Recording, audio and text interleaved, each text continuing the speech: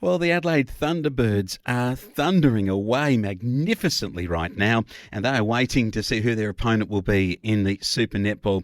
One of the stars of the Thunderbirds is a girl from Mundulla in the southeast of South Australia, Maisie Nankivell, and she joins me now on the Friday Night Sports Show. Maisie, how are you? Good, thank you. Thank you so much for having me on. It's good to have a star like you playing at the top level, and it's fantastic for the folk around Bordertown and your home deck at Mundulla to hear your story. But I know that you grew up just up the road from the Mundulla Oval, from the Mundulla swamp. I mean, the netball courts nearby, the little main street there, and the general store and the pub over the road there.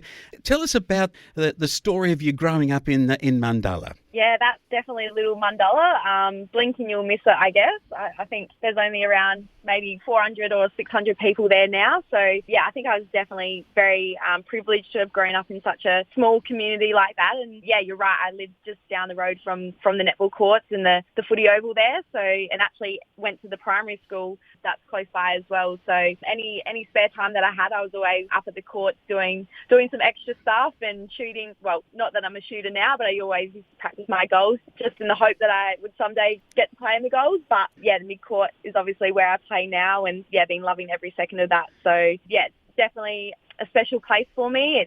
It's my childhood sort of home and where I grew up, and obviously mum and the family is still there now. So yeah, I'd love to try and get back as much as I can, just because it is a place that I enjoy and find so peaceful. It is a beautiful place, that is for sure, and the swamp is full, and their Poochera swamp up the road there is running away at the moment in the runaway hole. But let's go to something a little bit more interesting.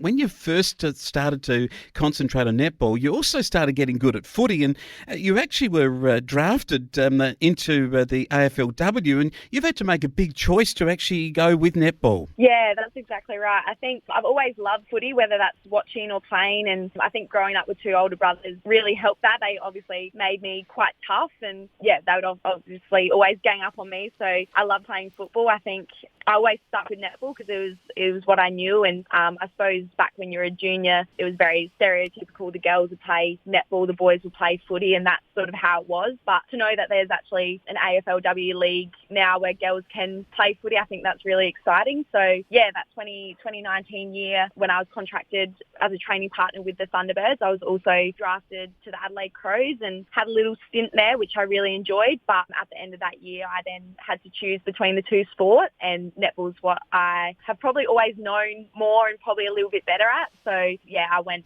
that path, and yeah, I'm really grateful that I did have that opportunity to play both sports at a time. And I know all the footy girls, they still get behind me and always messaging me to see how netball's going. And yeah, I'd someday love to get back to footy because I really did enjoy it. Oh, good stuff.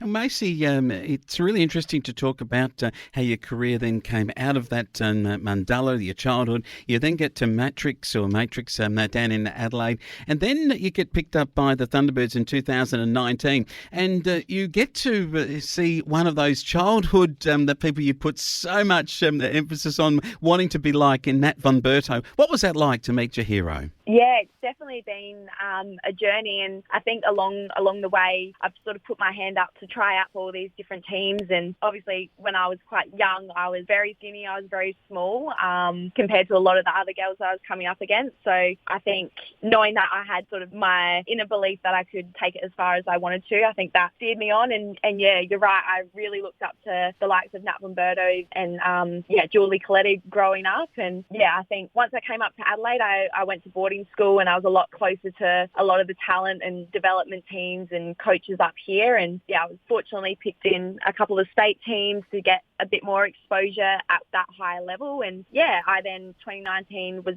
fortunate enough to get a contract with the Adelaide Thunderbirds, and yeah, I suppose grabbed that opportunity with two hands. And yeah, so very, very grateful for the position that I'm in, because it's, I think, every little girl's dream to someday play at the highest level. And yeah, that's what I get to do sort of as my job now. Yeah, it's a fantastic career that you've had. You actually started in a time where the Thunderbirds were at the bottom. Now you're at the top and awaiting playing a grand final opponent. It's been interesting to watch too, because you play with the Georgie Horges, who's from Kangaroo Island, Hannah Petty, who's from Woodner on the west coast, and then you got the fantastic Taylor Williams, who's out of Hummocks Watchman and the Balaclava area. So what's it like with you four country girls playing out of if you like, into the Adelaide Thunderbirds, the sort of the state team in the Super Netball, but all coming from country towns? Yeah, I think it's really exciting to see the local talent playing so well. And yeah, you're right. When I was first at the T-Birds, we were probably at the bottom end of the ladder and not where we wanted to be. And we've done a whole sort of 360 and now we're at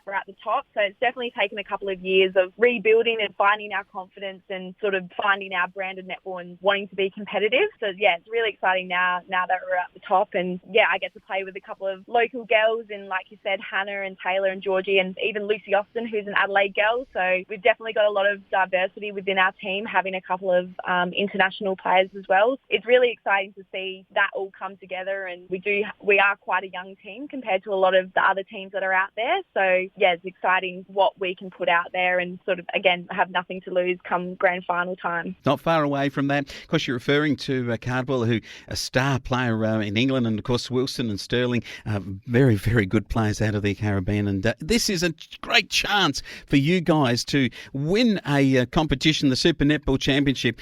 How do you feel about, as we build up to it a week or so away, but how do you feel about not only making it through, but your chances to win it? Definitely a lot of mixed emotions at the moment. I think more so excitement. There's definitely a buzz amongst the group at trainings and whatnot. But I think come a couple of days leading into the match, there will definitely be some nerves. But yeah, it's just a really exciting time for the club. Like I sort of said, it's been 10 years since we've last been in a grand final. So that's really exciting, knowing sort of the journey that we've all been on together, and we've ridden the highs and lows together. And now we're in a really fortunate position where we could take it all the way, which is crazy to think about. It certainly is. Your last couple of games, it's been incredible to watch, and a game against the Fever, and just the incredible netball that you are playing as a team. And it is something to behold for those that have watched you for so long and been so much concerned about where netball was at for the Adelaide side in the national competition. It's a wonderful achievement from you all to get to the grand final. In terms of your position on the court, I know that you're a wing defence, but is there likely that there'll be some throwing around of anything, or is it going to be pretty much going as you have in the past games? I think what's really pleasing is that we've got a really informed squad of 10. We obviously only 7 can start on the court. I think knowing that we've got people on the bench who can come on and make an impact and sort of come on seamlessly, I think that's really reassuring that we're able to use sort of everyone within the team. And I think start of the season, I was more so looking at that centre wing attack position, but now I transition more to the defensive end. So yeah, I think I have to be ready to be thrown into any one of those 3 positions, which is, yeah, not a bad position to be in. But yeah, I think everyone knows their role, and when they get the opportunity to come on court, I'm sure they'll make the most of it. Do you have any preference from who you end up playing against, or is that just something you just get right out of your brain and just focus on what you're going to do? Yeah, look, I've had a fair few people actually ask me this. I think I would probably prefer to play Swifts, knowing that we played them last weekend and then actually the weekend before that. I think they're the most sort of fresh in my mind in terms of analysis and knowing what our opponents do. But again, if we come up against the Fever, I think we've got really good matchups all throughout the court. And yeah, it'll be an exciting match no matter which team we'll come up against. So yeah, not too phased, but yeah, Swifts is probably my number one team at the moment who I'd want to come up against. You did beat the Fever back in May, 54-53 in a one-pointer. So thrilling netball results all round. It's been to see the Thunderbirds and your development. Maisie Nankivell from Mundulla, wonderful to see your development as a player, and now after 4 years on the Thunderbirds list to be in a final. It's been great to have you on board our sports show, and thank you for joining us. No worries. Thank you so much, Wayne.